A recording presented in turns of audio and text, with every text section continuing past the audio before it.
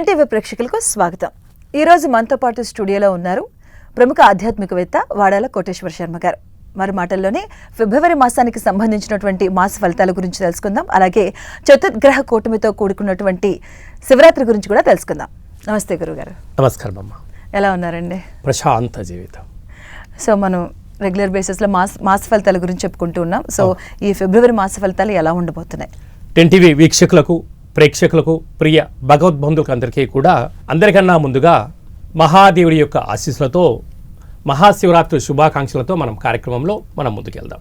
ఓం నమః శివాయ. ఓం నమో నారాయణాయ. నమస్తే అస్తు భగవన్ విశ్వేశ్వరాయ మహాదేవాయ త్రయంబకాయ త్రిపురాంతకాయ త్రికాగ్నికాలాయ కాలాగ్నిరుద్రాయ నీలకంఠాయ మృత్యుంజయాయ సర్వేశ్వరాయ సదాశివాయ శ్రీమన్మన్మహాదేవాయ నమో నమః. హరి ఓం. టెన్ టీవీ వీక్షకులకు, ప్రేక్షకులకు, ప్రియ భగవద్బంధువులకి అందరికీ కూడా జన్మకో శివరాత్రి అంటూ ఉంటారు. అంటే మనం ఏ రోజు ఉపవాసం ఉండినా ఉండకపోయినా కనీసం మహాశివరాత్రి రోజైనా ఆవాసం ఉండడం వలన, భగవంతుడికి దగ్గరగా ఉండడం వలన జాతకంలో ఉండబడినటువంటి గ్రహదోషాలు, జాతకంలో ఉండబడిన అనేక రకాల ఇబ్బందులు వాటంతటికి అవే తొలగిపోతాయని చెప్పి మనకు వేదం చెప్తూ ఉందమ్మా. కనుక ఫిబ్రవరి 1వ తారీఖు 2వ నెల 2026 నుండి 15/2/2026 వరకు ముందస్తుగా పుట్టినటువంటి వారికి, అంటే గతంలో పుట్టినటువంటి వారికి జన్మదిన శుభాకాంక్షలు. అసలే ఇది మాఘమాసం. అంటే చాలా మంది గతంలో వివాహమైన సందర్భాలు ఉన్నాయి. వివాహం అయిన వారందరికీ కూడా వివాహ వార్షికోత్సవ శుభాకాంక్షలు. ఈ వీడియో మీ దగ్గర చేరి మీరు చూస్తున్నారు అన్నట్లయితే మహాదేవుడి యొక్క ఆశీస్సులు మీ మీద పుష్కలంగా ఉన్నాయి అని చెప్పి కూడా గమనించగలగాలి. ద్వాదశ రాశుల్లో గ్రహ గమనాన్ని వీక్షింపచేద్దాం. వృషభ రాశిలో విశేషమైన రాశాధిపతి శుక్రుడు చాలా యోగదాయకంగా సంచార స్థితిలో ఉన్నారు. మిథున రాశిలో దేవగురు బృహస్పతి సంచార స్థితి, సింహరాశిలో కేతు సంచార స్థితి, మకర రాశిలో మనకు ప్రారంభ కాల సమయంలో చతుర్గ్రహ సంచార స్థితి. ఆత్మకారకుడు రవి, రుణరోగ శత్రుకారకుడు కుజుడు, విశేషమైన బుద్ధికారకుడు బుధుడు, కలత్రకారకుడు శుక్రుడు మకర రాశిలో చతుర్గ్రహ సంచార స్థితితో ప్రారంభమవుతున్నారు. మీనరాశిలో శని భగవానుని సంచార స్థితితో ద్వాదశ రాశుల్లో గ్రహ గమనాలు ఈ విధంగా ఉన్నాయి.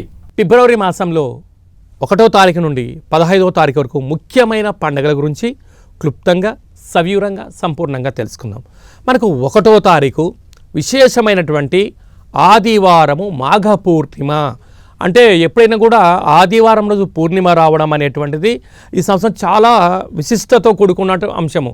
సముద్ర స్నానము, మనము పూజా కార్యక్రమాలు, శ్రీ రమా సహిత సత్యనారాయణ స్వామి వ్రత పూజా కార్యక్రమం చేసుకోవడానికి చాలా యోగదాయకంగా భావించగలగాలి.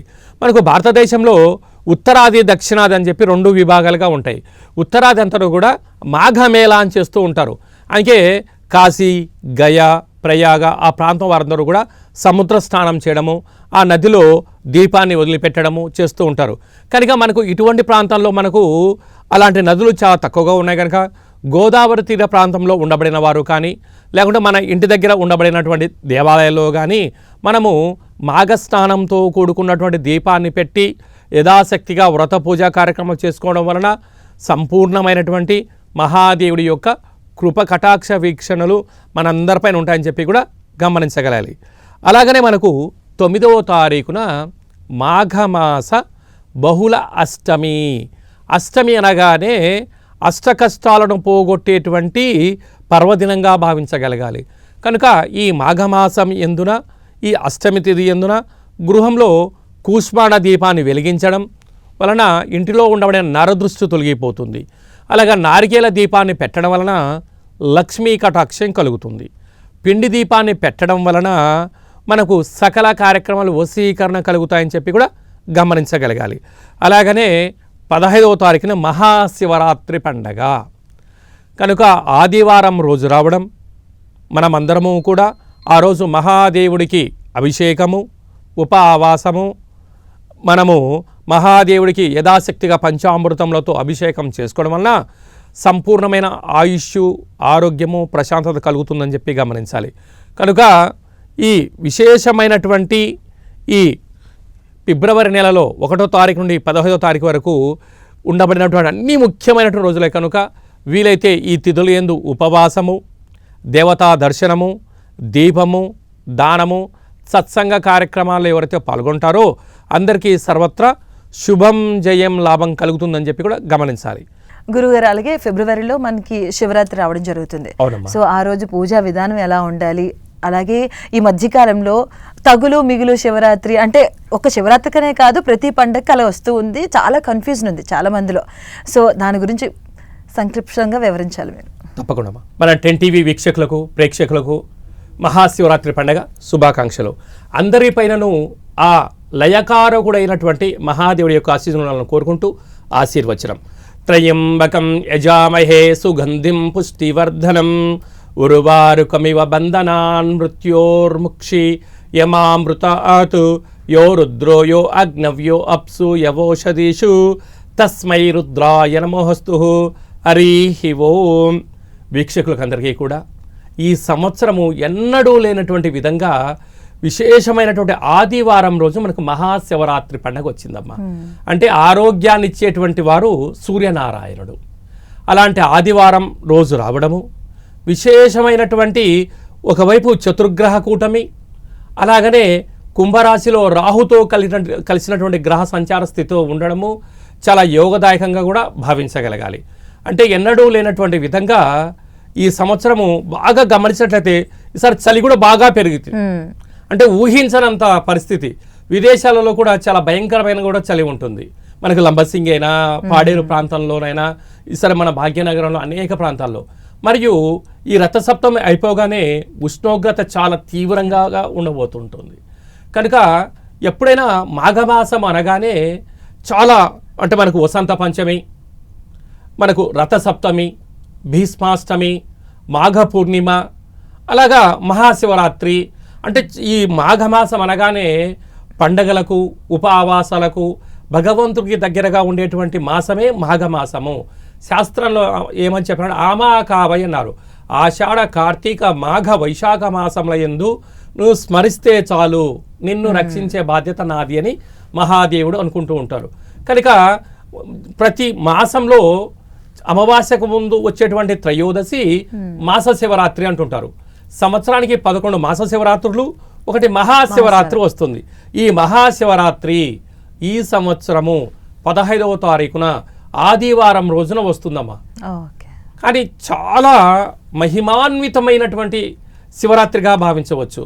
ఆరోగ్యానికి, ప్రశాంతమైన వాతావరణానికి చేసుకోవడానికి. ఎందుకంటే అనేక మంది మనకు ఈ ప్రైవేట్ కంపెనీ వాళ్ళు కానీ, గవర్నమెంట్ వాళ్ళు కానీ అంటే ఉపవాసం ఉన్న రోజే వాళ్ళకు వర్కింగ్ డే కూడా ఉంటుంది. పాపం వాళ్ళు వాళ్ళ ఆఫీస్లో ఉండలేరు, అలా భగవంతుడి మీద మనసు కూడా ధ్యానంగా ఉండలేరు. కానీ ఈ సంవత్సరం ఆదివారం రావడం వల్ల అందరికీ విశ్రాంతి పొందినటువంటి రోజు కనుక మనం సూర్యోదయపు పూర్వమే లేచి మంగళ స్నానమును ఆచరింపచేసుకొని, వీలైతే ఎరుపు కానీ తెలుపు రంగు వస్త్రాలు ధరింపచేసుకొని, ఇంట్లో యథాశక్తిగా దీపాన్ని వెలిగించుకొని, మట్టితో కానీ ఇసుకతో కానీ ప్రతి ఒక్కరి ఇంట్లో యథాశక్తిగా బ్రొటనవేలు అంటే మనకు ఈ యొక్క వేలుకు చిన్నగా శివలింగం ప్రతి చోట ఉంటుంది. మన హిందువుల ఇళ్లలో అలా శివలింగం లేకపోతే తులసి వృక్షం ఉంటుందమ్మా. తులసి వృక్షం దగ్గర ఆ లోపల మట్టిని కనీసం చిన్నగా చేసైనా ఒక 5 మార్లు ఓం నమః శివాయ అనే మంత్రాన్ని ఉచ్చరింపచేస్తూ సూర్య నమస్కారం చేసుకొని 5 ఉద్దరేళ్ల నీటిని ఆ యొక్క మట్టితో చేసినటువంటి ఆ యొక్క మహాదేవుడి పైన అభిషేకం చేసి ఆ నీటిని తలపైన చల్లుకొని ఆ యొక్క విభూతిని అంటే మనము ఆ మట్టిని మనం లలాట స్థానంలో ఎప్పుడైతే పెట్టుకుంటామో భూమి మీద మనకు తొందరగా నూకలు చెల్లవమ్మా. అంటే మన పెద్దవారందరూ ఏం చెప్తూ ఉంటారంటే స్త్రీమాతకు పుణ్యం కొద్ది పురుషుడు, దానం కొద్ది బిడ్డలు అంటూ ఉంటారు. అంటే మనం చేస్తున్నటువంటి యజ్ఞము, యాగము, దానము, జపము, తర్పణము, అభిషేకము అంటే మహాశివరాత్రి రోజున మనం ఏం చేసినా చేయకపోయినా నామస్మరణ, నామ ఇతి మంత్రియత, ఆ రోజు మన నోట్లోంచి వచ్చే ప్రతి మాట కూడా మంత్రమేనట. కనుక ఇప్పుడు ఈ మధ్యకాలంలో ఫోన్లలో చరవాయిలో అయినా ఫోన్ రాగానే హలో అంటూ ఉంటాం. కనీసం ఆ ఒక్క రోజు అయినా ఓం నమ శివాయ అనే పదాన్ని పలకగలిగితే, అంటే ఫోన్ చేసేవారు కూడా శివస్వరూపమని, వింటున్న వారు కూడా శివస్వరూపంగా మనం భావించగలిగితే, కేవలం నామం ద్వారా, అభిషేకం ద్వారా, దర్శనం ద్వారా మనకు యోగదాయకం కలుగుతుందని చెప్పి కూడా గమనించగలగాలి. అందులో ఆదివారం రోజు రావడం వలన ప్రశాంతంగా మనం ఇంటిని ఏర్పాటు చేసుకొని ఆ మహాదేవుడికి బిల్వదళాన్ని మనకు బిల్వదళాలు అనేటువంటిది ఎక్కడైనా దొరుకుతూ ఉంటుంది. ఈరోజు మనకు రైతు బజార్లో ప్రాంతంలో కూడా దొరుకుతూ ఉంటుంది. కనీసం ఒక్క బిల్వదళాన్ని మహాదేవుడి పైన పెట్టి మనసా వాచ కర్మణః మనం అభిషేకం చేసుకున్నట్లయితే మనకు వేదం ఏం చెప్తుందమ్మా అంటే కాశీ క్షేత్ర నివాసంచ కాళభైరవ దర్శనం ప్రయాగే మాధవం దృష్ట్వా ఏక బిల్వం శివార్పణం. అంటే మనం ఉపవాసం ఉండి ఆ యొక్క బిల్వదళాన్ని మహాదేవుడి పైన పెట్టడం వలన కాశీకి వెళ్ళి అభిషేకం చేస్తే ఎంత పుణ్య ఫలితం వస్తుందో అంత పుణ్య ఫలితం వచ్చేటువంటి రోజు అని మనకు వేదం చెప్తుంది. కనుక ఈ మహాశివరాత్రి సందర్భంగా ప్రతి హిందూ భగవద్బంధువులందరము కూడా గుర్తు పెట్టుకొని ఇంట్లో పూజా మందిరంలో మనకు వసతి కలిగినటువంటి ప్రాంతంలో మట్టితో లేకపోతే శివలింగాన్ని ఏర్పాటు చేసుకొని ఈ బిల్వదళాలతో అర్చన చేసుకొని ఆవాసము అంటే ఉపవాసం ఉంటూ ఇంట్లో వాళ్ళందరము కూడా నియమ నిష్టలతో కోపతాపాలకు తావివ్వకుండా మౌనం, ధ్యానం, ఏకాగ్రత, సత్ప్రవర్తన, చిరునవ్వు, చిరు మందహాసంతో ఎప్పుడైతే భగవంతుడు గట్టిగా అర్చేవారి దగ్గర ఉండడట. తన కోపమే తన శత్రువు, తన శాంతమే తనకు రక్ష, దయ చుట్టంబు గదరా సుమతి అంటారు. అంటే సర్వభూత దయాపరుడు ఈ యొక్క మహాదేవుడు. కనుక ఆ ఒక్క రోజన్నా మానవత్వంతో పశుపక్షాదుల యందు మనము ఇంట్లో వాళ్ళందరితో మౌనంగా, ధ్యానంగా, చిరు మందహాసంగా ఉంటూ ఆధ్యాత్మికంగా ఎప్పుడైతే ఉంటామో ప్రశాంతంగా ఉంటాం. వీలైనంత వరకు మనము పాలను, పండ్లను, మజ్జిగను అంటే ద్రవ పదార్థములను సంపూర్ణంగా స్వీకరించవచ్చు. కట్టిక ఉపవాసం చేయనక్కర్లేదు. దయచేసి అందరూ కూడా గుర్తు పెట్టుకోనక్కర్లేదు. ఉపవాసం అంటే భగవంతుడికి దగ్గర అవ్వడం, అంటే దైవనామస్మరణ చేయండి, ఉన్నతంగా ఉండండి. అంటే జ్ఞానకారకుడు, మోక్షకారకుడు, సంపూర్ణమైనటువంటి యోగ ముద్రకారకుడు. అంటే ఆ పరమేశ్వరుని మనము హిమాలయాల్లో చూసినట్లయితే ఆయన ధ్యానముద్రలో ప్రశాంతంగా చిరుమందహాసంలో ఉంటారు. కనుక ఇంట్లో వాళ్ళందరము కూడా ఎంత మౌనాన్ని పాటించగలిగితే, ఎంత ఆధ్యాత్మిక చింతనగా ఉండగలిగితే సంవత్సరాంతము కూడా మహాదేవుడి యొక్క కృప కటాక్ష వీక్షణ ఉంటుందని చెప్పి గమనించాలి.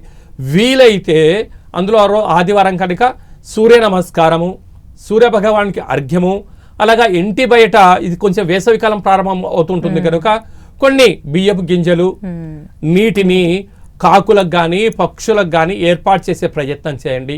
ఇంకొంచెం ఏమైనా వసతి కలిగితే దగ్గరగా గోశాలలు కానీ ఆవులు అలాంటివి ఏమైనా ఉంటే వాటికి ముందు రోజే నవధాన్యాలు నానబెట్టి తీసుకొని వెళ్ళి గోమాతకు ఆహారంగా ఏర్పాటు చేయగలిగితే, గోమాతలో 3,000,000 దేవతలు ఉంటారు. కానీ 3,000,000 దేవతలకు మనం ఉపవాసం అంటూ నవధాన్యాలను వారికి ఆహారంగా ఏర్పాటు చేయడం వల్ల గ్రహ దోషం కూడా తొలగిపోతుంది. కనుక సూర్యోదయం కానీ, మధ్యాహ్నం కానీ, సాయం సంధ్య కానీ, లింగోద్భవ కాల సమయము మనకు చాలా ప్రశస్తంగా ఉంటుంది. మనం కనుక వీళ్ళని బట్టి మన ప్రాంతంలో ఎక్కడో చోట శివాలయం దర్శనం చేసుకొని మహాదేవుడికి పాలతో అభిషేకం చేశారనుకోండి, వారికి సంపూర్ణమైనటువంటి ఆయువృద్ధి కలుగుతుంది. దది పెరుగుతో చేయడం వలన లక్ష్మీ కటాక్షం కలుగుతుంది. నెయ్యితో అభిషేకం చేయడం వలన మనశ్శాంతి దొరుకుతుంది. మధు తేనెతో చేయడం వలన ప్రాపంచికమైన కోరికల కన్నా ఆధ్యాత్మిక కోరికలలో విజయం కలిగిస్తాం. ఏ పని చేసినా, ఏ పని చేయకపోయినా మనం కొబ్బరికాయను కొట్టి కొబ్బరి జలంతో అభిషేకం చేస్తాం. అన్నప్పుడు నరదృష్టి, వాసు దృష్టి తొలగిపోతుంది. అలాగనే మనకు చక్కెర రసము మనకు సంపూర్ణంగా దొరికేటువంటి మాసం కూడా.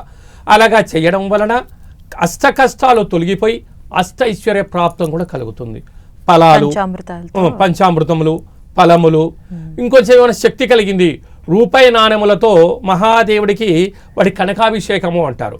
వాటిని అభిషేకం చేసి ఆ విభూతిని వాటిలో పెట్టి, ఈ సంవత్సరం నాకు ఆదివారం ప్రారంభమవుతుంది కదమ్మా, ఎర్రటి క్లాతులో ఆ యొక్క 12 నాణెములను తీసుకొచ్చి ముడివేసి ముడుపుగా కట్టి ఇంటి సింహద్వారానికి కానీ బీరువాలో కానీ ఉంచుకున్నట్లయితే లక్ష్మీ కటాక్షం కలిగి సంవత్సరాంతం వరకు కూడా మనకు ఎలాంటి ఇబ్బందులు ఉండవు అని చెప్పి మనకు జ్యోతిష శాస్త్రం కూడా చెప్తుందమ్మా. కనుక వీలైనంత వరకు మౌనం, ధ్యానం, ఏకాగ్రత, సత్ప్రవర్తన, వీలైనంత వరకు దైవతా దర్శనము, ఆ రోజు ఎంత తక్కువగా మాట్లాడితే, ఎంత ప్రేమను ఇచ్చిపుచ్చుకోగలిగితే, ఎంత దయతో, ఎంత ఆధ్యాత్మిక చింతనగా కలిగి ఉంటే సంవత్సరాంతము అంతటి ఐశ్వర్యం పొందుతాము అని చెప్పి మనకు లింగ పురాణం తెలియచేస్తుంది. అలాగనే మనకు లింగోద్భవ కాల సమయము రాత్రి 12 గంటల నుండి 1 గంట వరకు ఉంటుంది కనుక ఆ సమయం వీలైనంత వరకు దైవ ధ్యానము, అభిషేకము, దేవతా దర్శనము, కళ్యాణ మహోత్సవ కార్యక్రమాలు జరుగుతూ ఉంటాయి. కనీసం ప్రసార మాధ్యమాల ద్వారా చూసైనా మనము చేసుకోగలిగినట్లయితే ఈ జీవితానికి ఓ అర్థం, పరమార్థం ఉంటుందని చెప్పి గమనించగలగాలి తల్లి. గురుగారు, మరి ఫిబ్రవరి మాసంలో మొదటిగా మేషరాశి వారికి ఎలా ఉండబోతుంది? మేషరాశిలో ఏ నక్షత్రాలు వస్తాయనగా అశ్విని నక్షత్రంలోని 4 పాదాలు, భరణి నక్షత్రంలోని 4 పాదాలు, కృత్తికా నక్షత్రంలోని 1 పాదం కలిపితే మేషరాశి.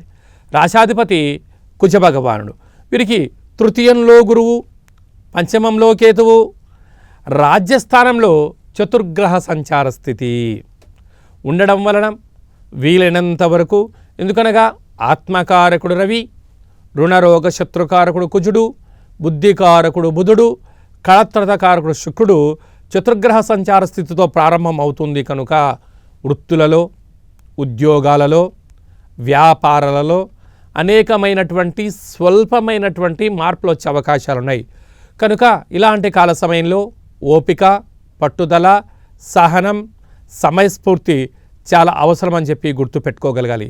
లేకపోతే గృహ మార్పు, ఉద్యోగ మార్పు, స్థల మార్పు వచ్చేటువంటి పరిస్థితి చాలా అధికంగా ఉంటుందని చెప్పి కూడా గమనించగలగాలి.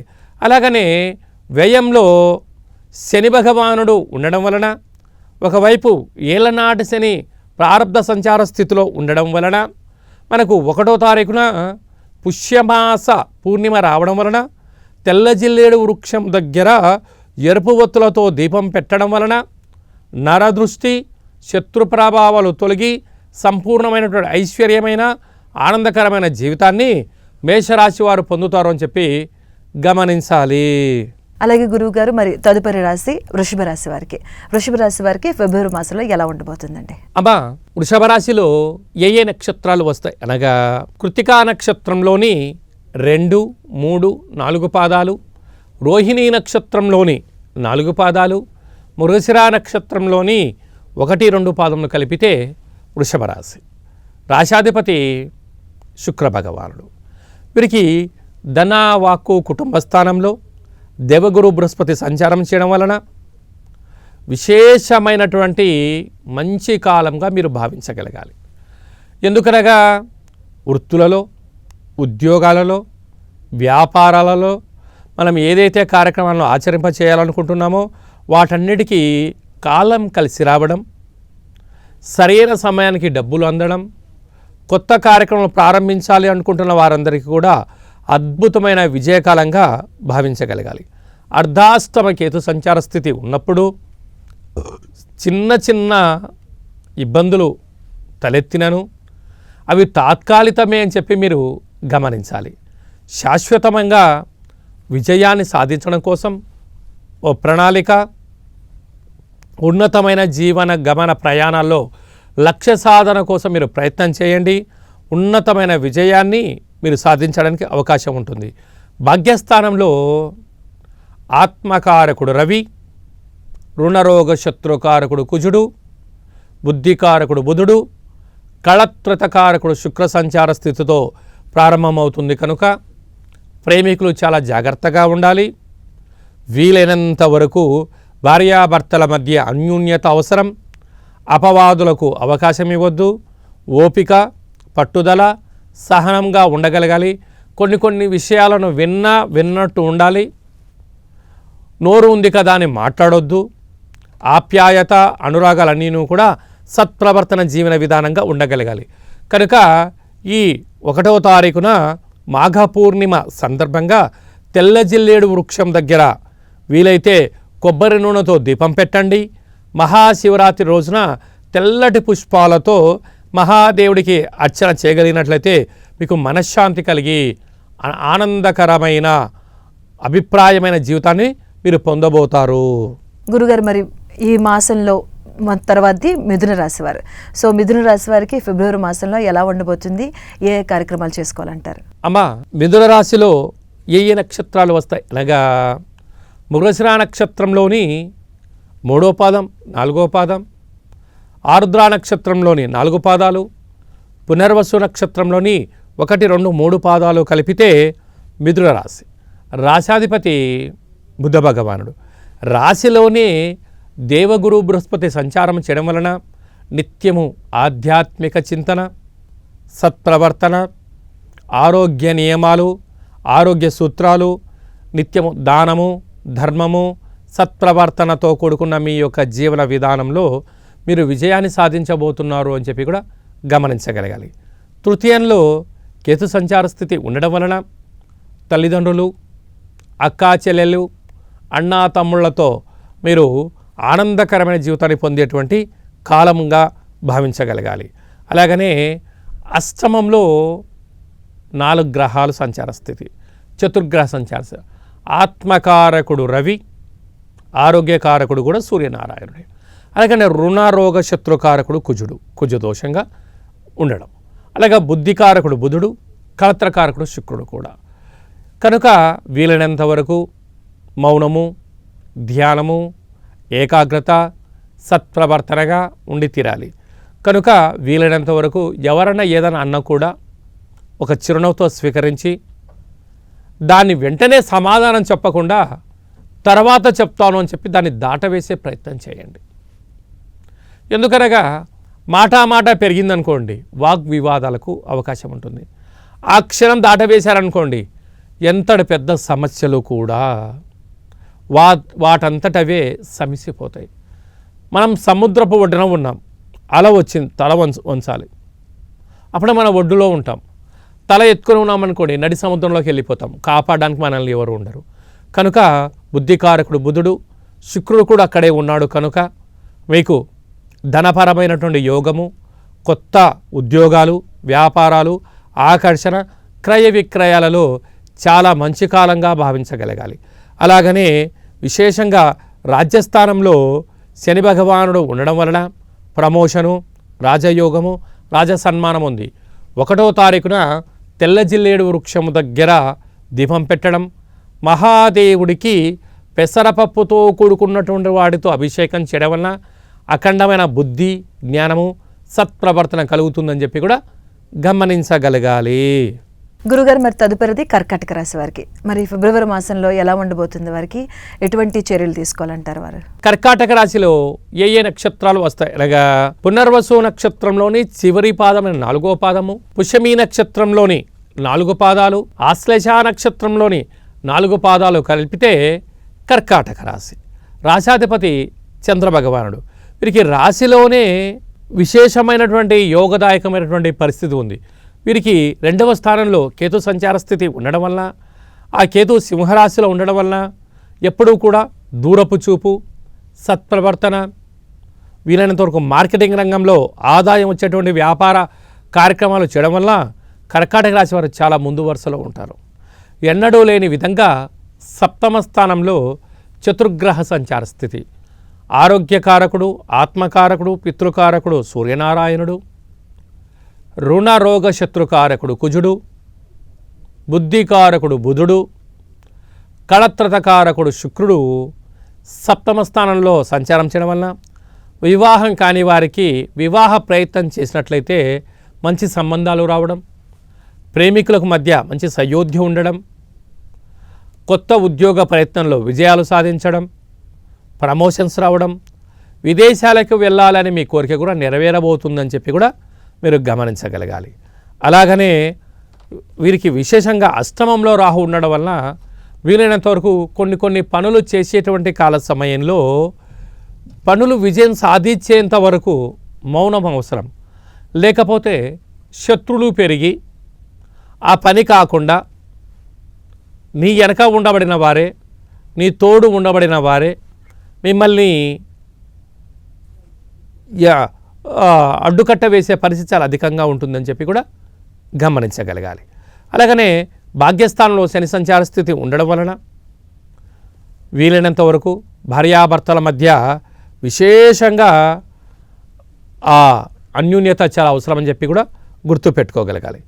అలాగనే విశేషంగా వ్యయంలో గురు సంచార స్థితి ఉండడం వలన ఈ 1వ తారీఖున తెల్ల జిల్లేడు వృక్షం దగ్గర కొబ్బరి నూనెతో దీపము, మహాశివరాత్రి సందర్భంగా మహాదేవుడికి తెల్ల జిల్లేడు పూలతో హారాన్ని తయారు చేసి వేయడము, కొబ్బరి నూనెతో దీపం పెట్టడం వలన గ్రహదోషం తొలగి ఐశ్వర్యం కలుగుతుందని చెప్పి గమనించాలి. గురుగారు, మరి తదుపరిగా సింహరాశి వారికి ఎలా ఉండబోతుంది ఈ మాసంలో? ఫిబ్రవరి మాసం ఎలా ఉండబోతుంది? ఈ 15 రోజులు వారు ఎటువంటి చర్యలు తీసుకోవాలంటారు? అమ్మ, సింహరాశిలో ఏ నక్షత్రాలు వస్తాయనగా మకా నక్షత్రంలోని 4 పాదాలు, పుబ్బా నక్షత్రంలోని 4 పాదాలు, ఉత్తరా నక్షత్రంలోని 1 పాదం కలిపితే సింహరాశి.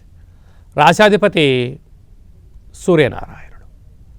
వీరికి రాశిలోనే కేతు సంచార స్థితి, 6వ స్థానంలో రుణ రోగ శత్రుస్థానంలో చతుర్గ్రహ సంచార స్థితి. రాశాధిపతి రవి ఆత్మకారకుడు అక్కడ సంచారం చేయడము, అలాగనే రుణరోగ శత్రుకారకుడు కుజుడు, బుద్ధికారకుడు బుధుడు, కళత్రతకారకుడు శుక్రుడు మకర రాశిలో 6వ స్థానంలో సంచారం చేయడం వలన దయచేసి అప్పులు ఇవ్వద్దు, అప్పులు కూడా తెచ్చుకోవద్దు. వాహన ప్రయాణం చేసేవారు తప్పక హెల్మెట్ పెట్టుకొని తీరాలి. కారు ప్రయాణం చేసేవారు తప్పక సీట్ బెల్ట్ పెట్టుకొని తీరాలి. మితిమీరిన వేగం పనికిరాదు. దీనివల్ల రుణ సమస్యలు, రోగ సమస్యలు, ప్రమాదాలు, పూర్ణిమ అమావాస్య తిథుల యందున దూరావాయు జల ప్రయాణాలు పెట్టుకోవద్దని చెప్పి జ్యోతిర్విజ్ఞానం తెలియచేస్తుంది. అలాగనే సప్తమంలో రాహు సంచార స్థితి ఉండడం వల్ల ప్రేమికులు, ఉద్యోగ కార్యక్రమాలలో ఉండే వారందరూ కూడా నిత్యము అప్రమత్తత చాలా అవసరం అని చెప్పి కూడా గుర్తుపెట్టుకోగలగాలి. అష్టమంలో శని సంచార స్థితి ఉండడం వల్ల బ్యాంకు లావాదేవీలు, అలాగనే ఓటీపీలతో వీలైనంత వరకు చాలా జాగ్రత్తగా ఉండి తీరాలి. అపహాస్యం పనికిరాదు. విశేషంగా ఏకాదశంలో దేవగురు బృహస్పతి సంచారము చేయడం వలన ఈ మాఘ పూర్ణిమ తిథి యందున తెల్ల జిల్లేడు వృక్షం దగ్గర ఎరుపు ఒత్తులతో దీపాన్ని పెట్టడం, మహాశివరాత్రి సందర్భంగా నవధాన్యములతో కూడుకున్నటువంటి ధాన్య అభిషేకం చేయడం వలన గ్రహదోషం తొలగి గ్రహ ఐశ్వర్యం కలుగుతుందని చెప్పి కూడా గమనించగలగాలి. గురుగారు, తదుపరి రాశి కన్యారాశి. అమ్మ, కన్యారాశిలో ఏ నక్షత్రాలు వస్తాయనగా ఉత్తరా నక్షత్రంలోని 2, 3, 4 పాదాలు, హస్తా నక్షత్రంలోని 4 పాదాలు, చిత్తా నక్షత్రంలోని 1, 2 పాదములు కలిపితే కన్యరాశి అవుతుంది. రాశాధిపతి బుధ భగవానుడు. వీరికి విశేషంగా పంచమ స్థానంలో సంతాన స్థానంలో చతుర్గ్రహ సంచార స్థితి. ఆత్మకారకుడు రవి, రుణరోగ శత్రుకారకుడు కుజుడు, రాశాధిపతి బుధుడు బుద్ధికారకుడు, కలత్రతకారకుడు శుక్రుడు అక్కడ సంచారం చేయడం వలన నూతనంగా వివాహం అయినటువంటి దంపతులకు పుత్ర పుత్రిక సంతాన యోగము, పిల్లల యొక్క చదువులు, పిల్లల యొక్క అభివృద్ధి, పిల్లలను వ్యాపారంలోకి తీసుకురావాలి, రాజకీయాల్లోకి తీసుకురావాలి, పారిశ్రామిక రంగంలో తీసుకురావాలి అనుకుంటున్న తల్లిదండ్రులకు ఇది చాలా మంచి కాలము అని చెప్పి గమనించగలగాలి. కనుక వీలైనంత వరకు ఆధ్యాత్మిక సత్ప్రవర్తన, రుణరోగ సమస్యలకు దూరంగా ఉండడము, ఏదైనా ఒక పని చేసేటప్పుడు అన్ని విధాలుగా ఆలోచించి ప్రయాణం ప్రారంభించగలిగినట్లయితే రాబోయే కాలంలో సంపూర్ణ రుణ సమస్యలు, రోగ సమస్యలు, శత్రు సమస్యలు కూడా తొలగిపోతాయి. 6వ స్థానంలో రాహు ఉండడం వలన ఏదైనా ఒక పని చేసేటప్పుడు స్వతహాగా మీరు తెలుసుకోండి, లేకుంటే వాటి గురించి అధ్యయనం చేయండి, నిపుణులతో సలహాలు తీసుకున్నట్లయితే మీకు చాలా మంచి కాలంగా భావించగలగాలి. అదే కాకుండా విశేషమైన సప్తమ స్థానంలో శని భగవానుడు సంచారము చేయడం వలన ప్రేమికులు, భార్యాభర్తలు, పార్ట్నర్షిప్ వ్యవహార కార్యక్రమం నడిపించే వారందరూ కూడా అప్రమత్తత చాలా అవసరం. వీలైనంత వరకు ఓపిక కూడా చాలా అవసరం. ప్రయాణం చేసేటప్పుడు తప్పగా తగు జాగ్రత్తలు పాటించి తీరాలి. సీట్ బెల్ట్ పెట్టుకోవడం, హెల్మెట్ పెట్టుకోవడం, ట్రాఫిక్ రూల్స్ పాటించడం చాలా అవసరంగా కూడా భావించగలగాలి. రాజస్థానంలో గురు సంచార స్థితి ఉండడం వలన ఈ మహాశివరాత్రి సందర్భంగా వీలైనంత వరకు మహాదేవుడికి అభిషేకం చేయడము, అలాగనే చక్కెర రసంతో లేకుంటే వీలైనట్టు కొబ్బరి నీటితో అభిషేకం చేయడం వలన మంచి బుద్ధి, మంచి సత్ప్రవర్తనతో మంచి ఆయురారోగ్యాలు కలుగుతాయని చెప్పి కూడా గమనించగలగాలి. గురుగారు, మరి ఫిబ్రవరి మాసంలో తులారాశి వారికి ఎలా ఉండబోతుందండి? అలాగనమ్మా, తులారాశిలో ఏ నక్షత్రాలు వస్తాయనగా చిత్తా నక్షత్రంలోని 3వ పాదం, 4వ పాదం, స్వాతి నక్షత్రంలోని 4 పాదాలు, విశాఖ నక్షత్రంలోని 1, 2, 3 పాదములు కలిపితే తులారాశి. రాశాధిపతి శుక్ర భగవానుడు. వీరికి విశేషంగా అర్ధాష్టమంగా 4 గ్రహాలు సంచార స్థితిలో ఉన్నాయి. ఆత్మకారకుడు రవి, రుణరోగ శత్రుకారకుడు కుజుడు, బుద్ధికారకుడు బుధుడు, కలత్రకారకుడు శుక్రుడు, రాశాధిపతి కూడా అర్ధాష్టమంలో ఉండడం ఇది ఒక రకమైన యోగదాయకం కూడా భావించగలగాలి. కనుక మీ జన్మ నక్షత్రం రోజున శుక్రవారం రోజున పూర్ణిమ తిథి ఎందున అష్టమి తిథి ఎందున ముఖ్యమైన పనులను ప్రారంభించకపోవడం ఉత్తమోత్తంగా భావించగలగాలి. కనుక బ్యాంకు లావాదేవీలు, నీటి ప్రయాణాలు, అగ్ని ప్రమాదాలు పొంచి ఉన్నాయి, తస్మాత్ జాగ్రత్త. కనుక వీలైనంత వరకు శాంతము, దయ, సత్ప్రవర్తన చాలా అవసరం. నిత్యము సూర్య నమస్కారం అవసరం అని చెప్పి కూడా గుర్తుపెట్టుకోగలగాలి. కనుక ఈ ఫిబ్రవరి 1వ తారీఖున తెల్ల జిల్లెడు వృక్షం దగ్గర కొబ్బరి నూనెతో దీపం పెట్టడం వలన అర్ధాష్టమ గ్రహ సంచార స్థితి తొలగి మనశ్శాంతి కలిగి ఉన్నతమైన జీవితాన్ని పొందబోతారు. అదే కాకుండా సంతాన స్థానంలో రాహు, 6వ స్థానంలో శని భగవానుని సంచార స్థితి ఉండడం వలన ఎప్పుడు ఏదో ఒక రకమైన రుణ సమస్య, రోగ సమస్య, శత్రు సమస్యలు పొంచి ఉన్నాయి, తస్మాత్ జాగ్రత్త అని చెప్పి కూడా గమనించగలగాలి. భాగ్యస్థానంలో గురు సంచార స్థితి ఉండడం వలన ప్రేమికులు చాలా మంచి కాలంగా భావించగలగాలి. భార్యాభర్తల మధ్య అన్యోన్యత అవసరము.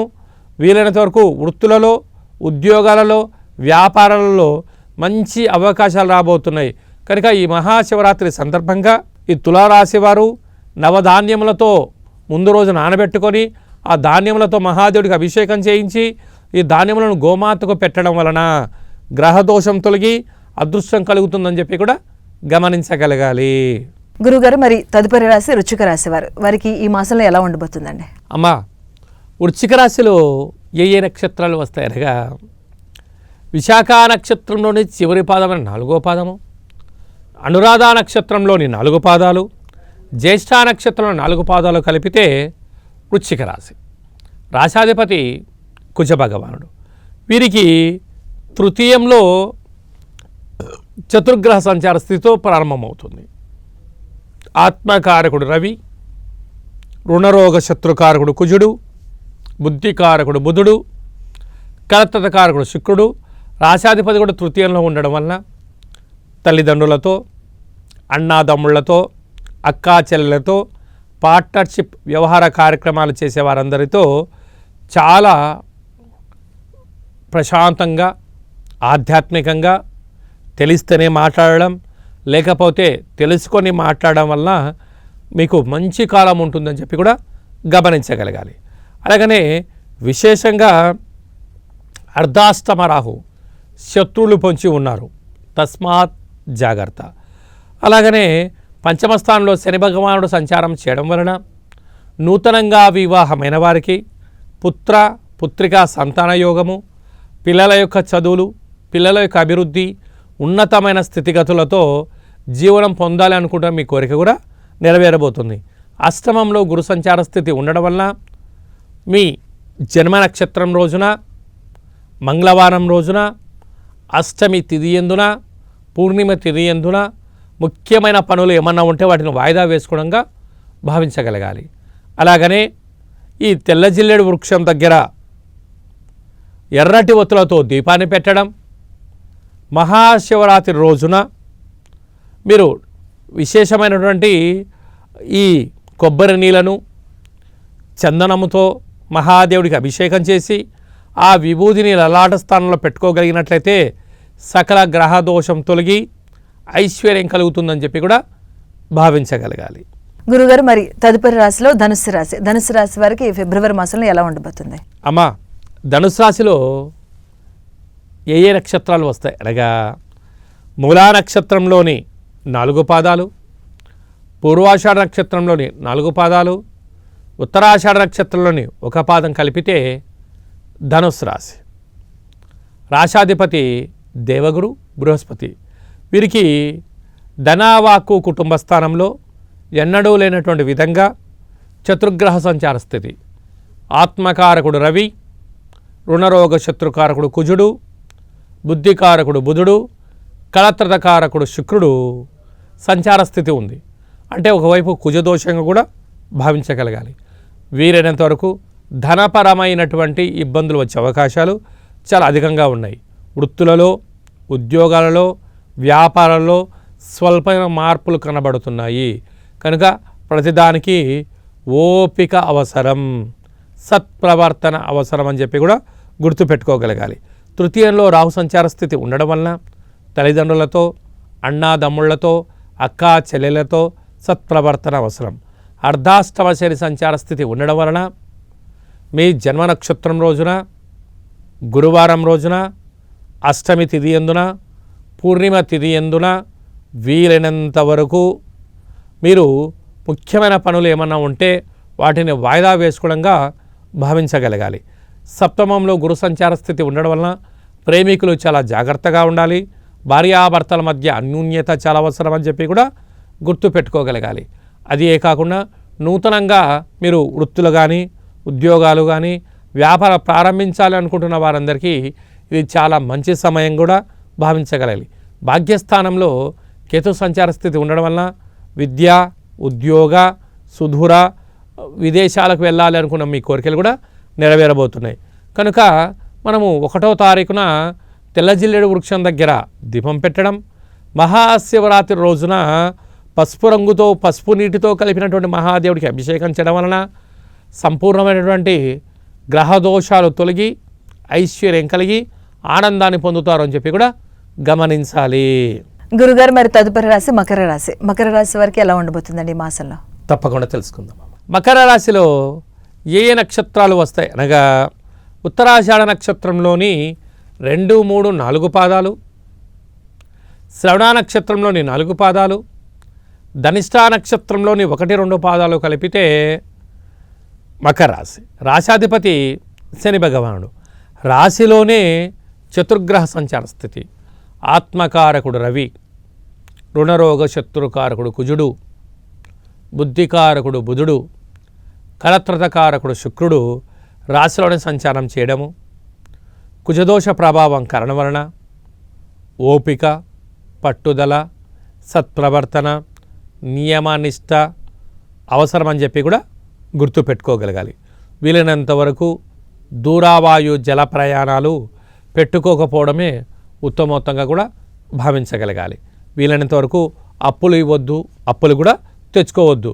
వీలైనంత వరకు ప్రతిదానికి ఓపికగా చదవడం, వినడం నేర్చుకోగలగాలి. ఎవరైనా ఏదైనా చెప్పినట్టయితే దాన్ని ఇమీడియట్లీగా మళ్ళీ తిరిగి సమాధానం చెప్పేదానికన్నా కొంత సమయాన్ని తీసుకొని చెప్పగలిగినట్లయితే సమస్యల్ని మనం వాటంతటి వాటిని దూరం చేసే పరిస్థితి ఉంటుంది. అలాగనే 2వ స్థానంలో రాహు ఉన్నాడు. దయచేసి అప్పులు ఇవ్వద్దు, అప్పులు కూడా తెచ్చుకోవద్దు. తృతీయంలో శని సంచార స్థితి ఉండడం వలన అన్నదమ్ముళ్లతో, అక్కా చెల్లెలతో సత్ప్రవర్తన చాలా అవసరం. మానవ సంబంధాలని మానవ సంబంధాలుగానే దయచేసి చూడండి, ఆర్థిక సంబంధాలుగా పెట్టుకోవద్దు అని చెప్పి జ్యోతిర్విజ్ఞానం తెలియచేస్తుంది.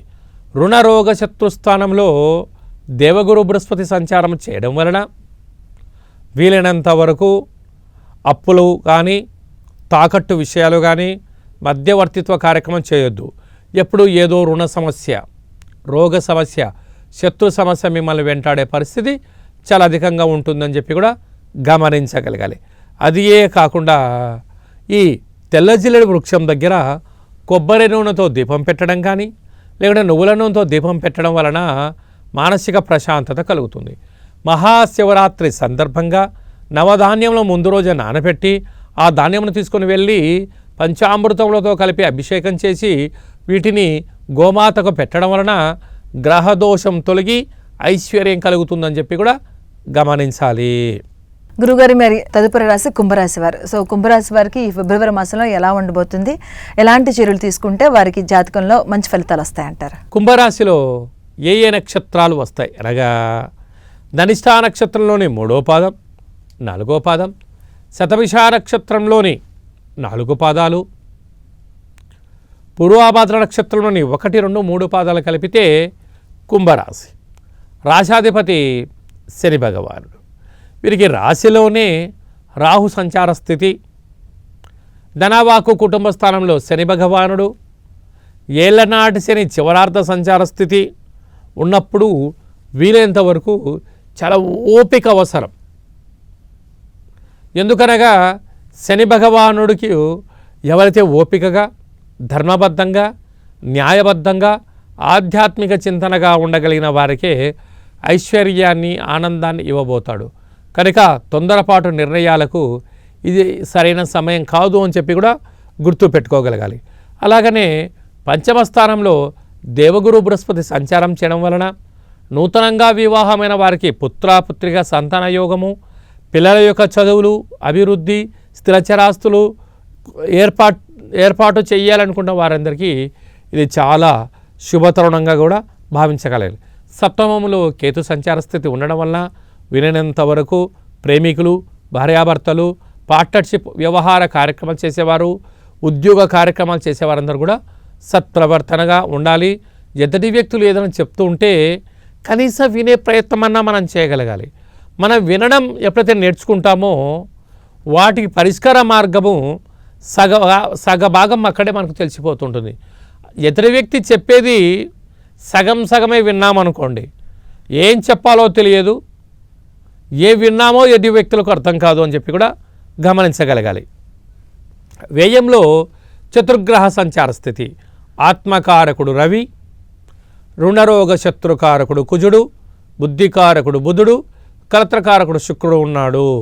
కనుక మీ జన్మ నక్షత్రం యందున శనివారం రోజున, మంగళవారం రోజున, అష్టమి పూర్ణిమ తిథి యందున ముఖ్యమైన పనులను వాయిదా వేసుకోవడం ఉత్తమోత్తంగా భావించగలగాలి. తెల్ల జిల్లేడు వృక్షం దగ్గర దీపము, మహాదేవుడికి పంచామృతములతో అభిషేకం చేసుకొని ఉపవాసం ఉంటూ దీపాన్ని దానం చేయడం వలన గ్రహదోషం తొలగిపోతుందని చెప్పి గమనించాలి. సో గురువుగారు, రాశిలో మరి చివరిది మీనరాశి. సో మీనరాశి వారికి ఈ ఫిబ్రవరి మాసంలో ఎలా ఉండబోతుంది, అసలు వారు ఎలాంటి చర్యలు తీసుకుంటే బాగుంటుంది అంటారు? అమ్మ, మీనరాశిలో మనకు ఏ నక్షత్రాలు వస్తాయి అనగా పూర్వాభాద్ర నక్షత్రంలోని చివరి పాదం 4వ పాదము, ఉత్తరాభాద్ర నక్షత్రంలోని 4 పాదాలు, రేవతి నక్షత్రంలోని 4 పాదాలు కలిపితే మీనరాశి. రాశాధిపతి దేవగురు బృహస్పతి. వీరికి ఏళ్లనాటి శని మధ్యమ సంచార స్థితి జరుగుతూ ఉండగా వచ్చే మహాశివరాత్రి పండగ అని చెప్పి కూడా గుర్తుపెట్టుకోగలగాలి. రాశిలోనే శని భగవానుడు సంచారం చేయడం వలన వీలైనంత వరకు ఓపిక, పట్టుదల, సహనము, ప్రతి చిన్న విషయాలను కూడా కొందరు మిమ్మల్ని పరీక్ష పెడుతూ ఉంటారు. ఇలాంటి కాల సమయంలో ఓపికగా వినడం, తెలిస్తే సమాధానం చెప్పడం, తెలియకపోతే నేను మళ్ళీ చెప్తానని చెప్పి ఆ సమయాన్ని నెట్టుకుపోవాలి అని చెప్పి జ్యోతిర్విజ్ఞానం తెలియచేస్తుంది. తన కోపమే తన శత్రువు, తన శాంతమే తనకు రక్ష, దయ చుట్టంబు గదరా సుమత అన్నట్టుగా ఇలాంటి కాల సమయంలో మౌనము, ఆధ్యాత్మిక చింతన ఉండడము, ఎవరైతే ఓపికగా ఉంటారో వారికి అద్భుతమైన విజయం కలుగుతుందని చెప్పి కూడా గమనించగలగాలి. అర్ధాష్టమ గురువు ఉండడం వల్ల విద్యార్థులు చాలా ఓపికగా ఉండి తీరాలి. ప్రయాణాలలో ఆటంకాలు అనేకంగా ఉన్నాయి కనుక గురువారం రోజున, మంగళవారం రోజున, అష్టమి, పూర్ణిమ తిథుల యందున ముఖ్యమైన పనులు ఏమన్నా ఉన్నట్లయితే వాటిని వాయిదా వేసుకోవడం ఉత్తమోత్తంగా భావించగలగాలి. అదే కాకుండా 6వ స్థానంలో కేతు సంచార స్థితి ఉండడం వలన దయచేసి అప్పులు ఇవ్వద్దు, అప్పులు కూడా తెచ్చుకోవద్దు. ఇచ్చి పుచ్చుకొచ్చిన వస్తే మీరు వారు ఇచ్చేంత వరకు ఓపికగా ఉండగలగాలి. లేదు మీ దగ్గర ధనం కలిగి తిరిగి రిటర్న్ ఇచ్చేంత వరకు కూడా ఓపికగా మీరు ఉండగలిగినట్లయితేనే ఇద్దరికీ చాలా మంచి కాలంగా భావించగలగాలి. ఎన్నడూ లేనటువంటి విధంగా ఏకాదశ స్థానంలో ఆత్మకారకుడు రవి, రుణరోగ శత్రుకారకుడు కుజుడు, బుద్ధికారకుడు బుధుడు, కలత్రకారకుడు శుక్రుడు సంచారం చేయడం వలన ప్రమోషను, వ్యాపారము, అభివృద్ధి, లావాదేవీలు అనేక రకమైనటువంటి అదృష్టం కలగబోతుంది. కనుక ఇలాంటి కాల సమయంలో ఎలా ఉండాలి అంటే ఎన్ని తెలిసినా నేను తెలుసుకొని ప్రయత్నం చేస్తాను అని ఉండగలిగినట్లయితే ఎదురు వ్యక్తులు ఏమనుకుంటుంటారయ్యా అంటే ఓహో నా మాట వింటున్నాడు కదా, ఏదైనా ఒక వస్తువు ఇస్తే దాన్ని జాగ్రత్తగా భద్రపరుస్తాడు కదా అని చెప్పి నమ్మకం చేత మనల్ని మరో మెట్టు ఎక్కించడానికి వారి వంతు సహాయం చేస్తూ ఆర్థికంగా మనకు ఉపయోగపడుతూ ఉన్నతమైన విజయం కలిగించేంతవరకు మనకు ఉపయోగపడే అవకాశాలు చాలా అధికంగా ఉన్నాయి. అదే కాకుండా వ్యయంలో రాహు సంచార స్థితి ఉన్నప్పుడు అనేక మంది శత్రులు పొంచి ఉన్నారు, తస్మాత్ జాగ్రత్త.